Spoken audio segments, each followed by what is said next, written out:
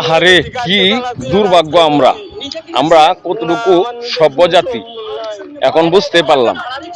গরিব মানুষ যখন রাস্তায় উঠু নিয়ে বের হয় তখন বড় লোকদের সমস্যা হয়, অথচ বড় লোকরা যখন গাড়ি নিয়ে বের হয় তখন কোনো সমস্যা হয় না।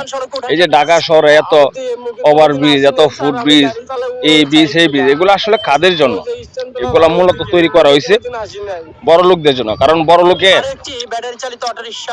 জিনিসের দাম আছে আর বড় লোক গরিবের জিনিসের দাম নেই।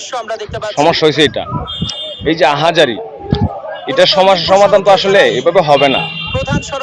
এটার সমস্যার সমাধান বলেন, রাস্তায় একটা অটো রিক্সারে আপনি ভেঙে দিলেন, অটো রিক্সারে গ্রেপ্তার করলেন, অটো রিক্সারে মার দিলেন, লাথি দিলেন, ও এই অটো রিক্সার শেষ সাহস নাই যে উল্টা আপনারা লাথিটা দিত।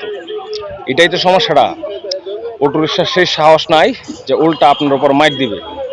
অটো রিক্সার শেষ সাহসও নাই যে এই আপনার বিরুদ্ধে একটা কথা বলবে।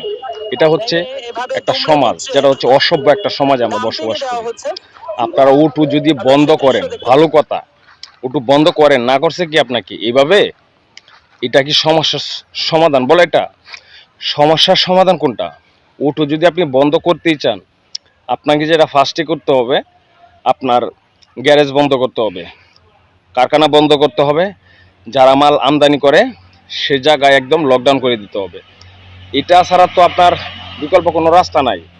এই যে আজকে ধরে দেখতেছি অটোর সাথে আপনাদের দ্বন্দ্ব, অটো বন্ধ করতে চাচ্ছেন, কই পারতেছেন?